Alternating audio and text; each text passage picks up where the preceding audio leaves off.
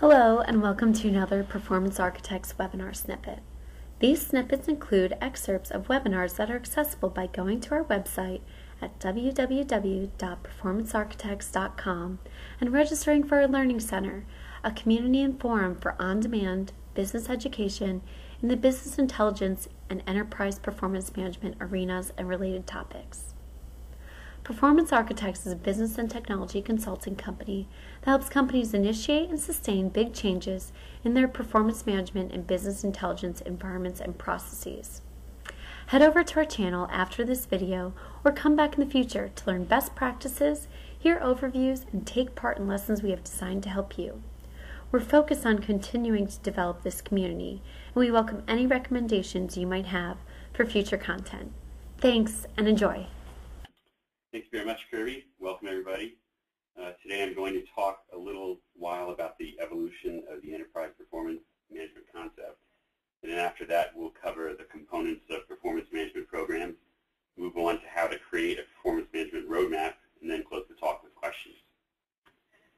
So we're going to start with a seemingly unrelated topic, weight management and healthy lifestyle.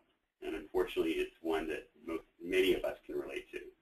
So we're swamped with messages about how losing weight equals better health, and these messages often focus solely on our eating habits. But there's actually several drivers for healthy lifestyle, multiple drivers for healthy lifestyle, losing weight being only one of them.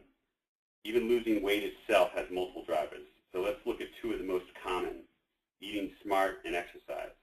So when people want to lose weight, typically the first thing they say is, I'm going on a diet.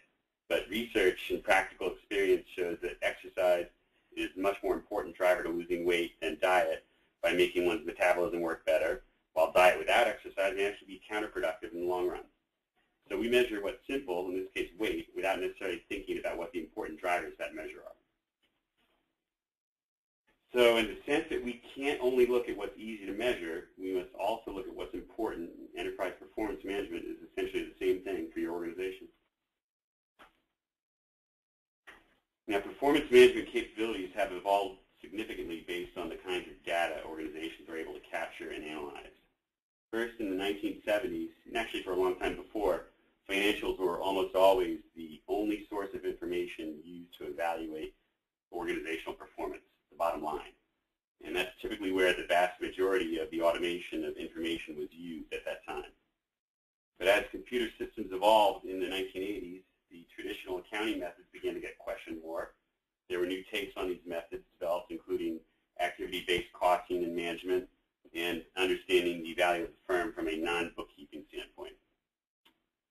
On into the 90s, with the proliferation of ERP systems, more work was done for methodologies to better understand how to get to an organization's desired outcomes through understanding the drivers of those outcomes.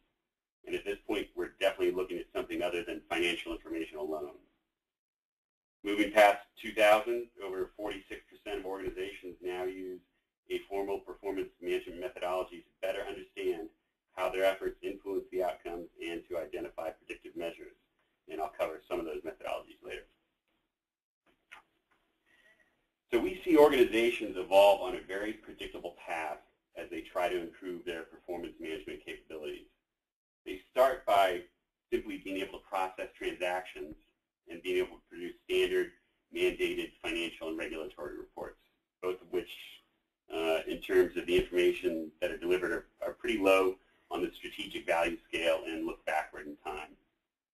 After that, an organization will get better at understanding the information it needs to manage by having a broader scope of the types of information it might report on. But still, when we're doing management reporting, we're not looking forward. We're just keeping the lights on. Once we start talking about an organization's capabilities of decision support and analysis and its planning capabilities, perhaps using tools like dashboards and scorecards also, we're starting to move towards being able to actually manage its performance rather than just